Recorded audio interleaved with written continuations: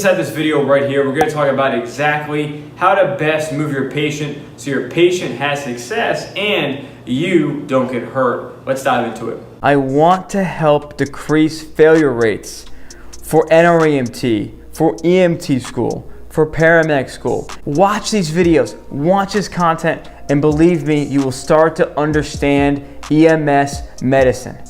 Anybody out there that wants to serve their community as an EMT or a paramedic should be able to do that, and I'm here as a paramedic coach to help you achieve that.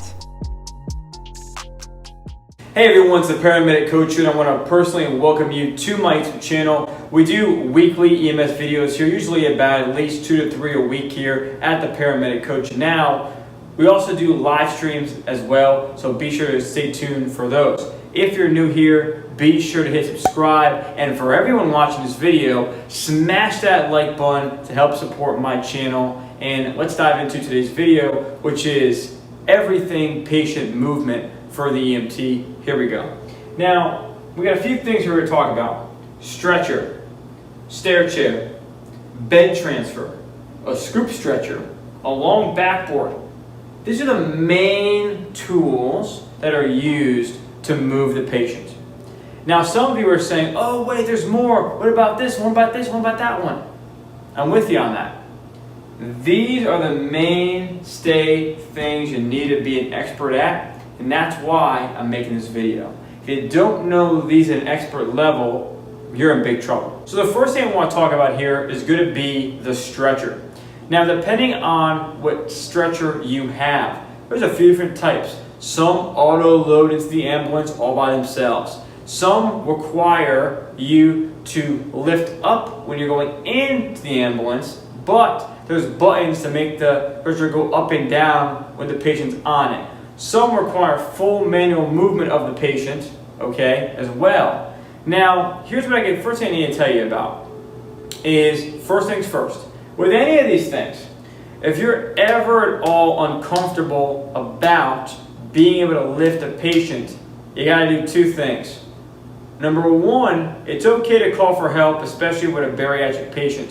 That's what you should be doing, okay? Because if you hurt yourself, then we're out of commission and you can't help the patient, and then everything goes downhill. Number two is you need to do the right training physically for the job, okay? And not a lot of programs go over this, which is why I'm making a YouTube video on it, okay? Now, the stretcher operation, the most important thing is the trigger man, okay? Who's at the trigger? That's going to be the main communication, the person at the trigger of moving that stretcher. So if I'm here and I'm at the trigger, okay, and I'm getting ready to roll here, I'm at the trigger. What that means is this. Everything goes on my say because I'm going to be the one with the trigger to move this patient. We have to manually lift up and down. You should have direct eye contact with the person, your partner, at the other end, the head of the stretcher. So here we go. We're getting in. Here we go. Okay, ready? And then we're going to go into it. Okay, that's how you do it. Okay. The same thing applies with all these when we talk about eye contact. So if I'm doing a stair chair, you shouldn't be looking at the patient while you're doing the stair chair. You should be looking at your partner as you're moving down the stairs, okay? That's what you want to be doing, right? You don't want to be looking at the patient, looking at your partner as you're moving down, okay? Or at a second glance, be watching the glide of the stairs. That's all fine too, depending on how you're doing it, if you're gliding or lifting. Now, a stretcher is your main mode of transport for the patient. So, what this means? Well, if you find a patient outside laying in the grass, right? The patient could be moved to the stretcher and brought in the ambulance. The stair chair is utilized when the patient's on a different floor. I'm coming to you from somewhere not on the first floor. What does that mean? Well, that means, let's just say, for example, there's no elevator, right? And you have only stairs to get down. You got to do stairs. Well, if the elevator is broken, you got to use stairs. What if you're in the second story of a home, where the bedroom is most commonly used? That patient may have to go from the bed to the stair chair, then down to ground level outside the home, then go to stretcher, then go in the ambulance. That's how you do it, okay? Now, the scoop stretcher is pretty cool. That's for somebody who's basically on the ground and it's an easier way, a mode of transportation to lift them. This is also utilized in when you have a long distance or out in a field, maybe they carry something, it would be the scoop stretcher. Depending on where you practice, this scoop stretcher may be used a lot or once in a blue moon, but it's a great tool and I highly recommend it. The long backboard is utilized in other departments for quick maneuvers. The long backboard used to be used to stabilize someone's back. Not so much anymore. There may be some areas that still do that. I'm not sure. Okay, I don't know the whole world. But what I do know is this. The long backboard, in my opinion, should only be used to roll a patient onto the board, get them on the board, to get them to the stretcher. But when you think about it, doesn't the scoop do the same thing? Yeah, it kind of does. So what's the point of this long backboard? Hey, I don't run every little thing, but what I can tell you is this is the main modes of everything. Now, stair chair, there's two main things. We can lift the patient and go down the stairs, or we can glide down the stairs. Whenever you can glide, there's tracks that open up and glide down the stairs. There's not much work to be done. You have to maintain the proper tilt going down the stairs and hold it on that angle. That's about it. There's no real lifting involved. You're just gliding the patient down. You need to be in a secure stance though still. And the main thing I can tell you is really use your legs. If you use your legs and use the big muscles in your body, you're going to be in good shape. Start using your back, that's when you're going to be in trouble. Use your legs, okay? Now, the stretcher operation. The best way to load a stretcher, depending on where you're at and what stretcher you have. If you have the ones with the plus and minus, which they automatically go up and down, okay? A lot of places will say to do a two-person lift, right? Now here's my thoughts on a two-person lift going into the ambulance. A two-person lift going into the ambulance is great if both people are about an equal strength.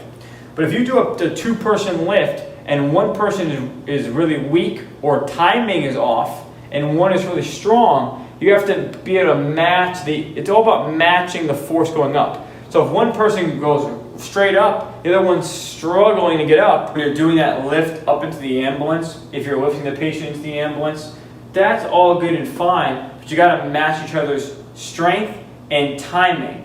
So if someone's really strong, they may need to wait and not go up as fast so everything tilts to one side. So be careful on that, okay? The stair chair operation, now you may be transporting a patient back to home on an IFT transfer. So you may be taking a patient on a stair chair to go back up the stairs. The same thing applies here. The same thing applies here. But what I can tell you is going back up is harder than going back down. Easier to roll tracks down than lift up. Bed transfer. Now bed transfer, some EMS agencies will have a transfer sheet. The most common one I've seen is a dark blue bed transfer sheet. The patient is laying supine. Let's say I was laying in bed supine. You need to roll the patient over. Do you tuck the sheet under them, roll them back, then roll them back on this side, pull the sheet out this way. So now the sheet is on both sides. That's how you do it. The sheet will have handles on it, and then you're able to move the patient. Now here's what I do when I move the patient out of bed. I don't go from the middle of the bed all the way over to the stretcher. What I commonly do is if I'm here, okay, and I'm on this side and the stretcher's in front of me, I gotta go here and pull. What I will do is get the patient to the edge of the bed first, right at the edge of the bed. Then my partner will come on that bed, get as close as you can. The closer you are, the better you have of getting a good grasp. Then complete the last step, so it's a two-step process instead of a one-step process, okay? Doesn't matter how strong you are, okay? You want to make it safe. What's the one biggest tip I can give you about lifting and moving patients? Well, here it is. It's about communication with your partner. You need to be in direct, precise, crisp communication with your partner at all times during patient movement. Now, if you just watch this video and you are someone who's preparing for EMS at all levels, or if you're someone in school right now who's struggling, or somebody right now who's trying to understand the why behind what they do, trying to pass their NREMT, whether it's EMT, advanced, or paramedic, I'm going to put a link in the description down below. The first link will be to my program at prepareforems.com. You'll get access to over 160 videos in my video audio vault, plus access to a private community where you get access to me directly inside a private community group.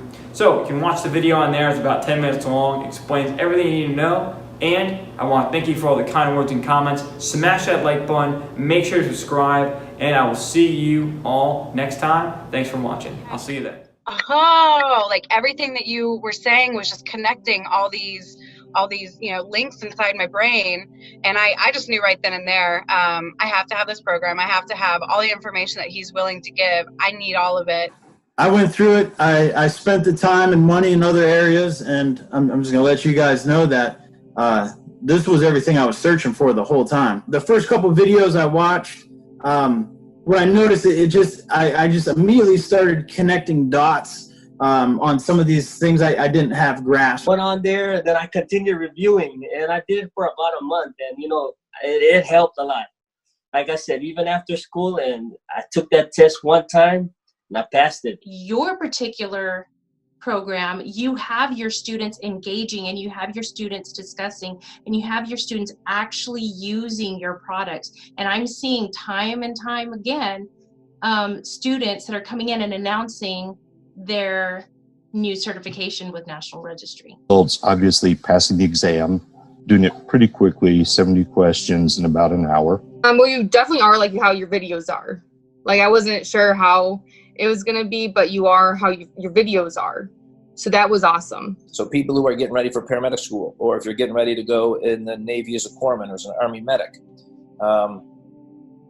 you got to prepare yourself. Evan, I know you got a program that helps people prepare that way. So bottom line is, guys, you don't ever want to hear something for the first time with a bunch of other students. So if you're in a competitive learning environment, you don't want to hear about AFib for the first time where everybody else, you want to have an understanding of it before you walk in the room.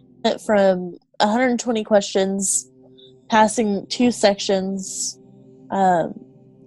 near passing 1, and then I think 2 below passing to 70 questions passing completely. $7,000 for school plus everything else that you put into it all the time, and all the time off work and family and everything. It's to see people fail and fail and fail and then just quit, which I know a couple people who have. I tend to say, it doesn't hurt to have somebody right there to talk to, send a question. Anytime I get the chance, I would gladly offer or advise them to sign up for you and your paramedic coach. It's truly helpful and amazing at what you do. I want to help decrease failure rates for NREMT, for EMT school, for paramedic school. Watch these videos, watch this content, and believe me, you will start to understand EMS medicine.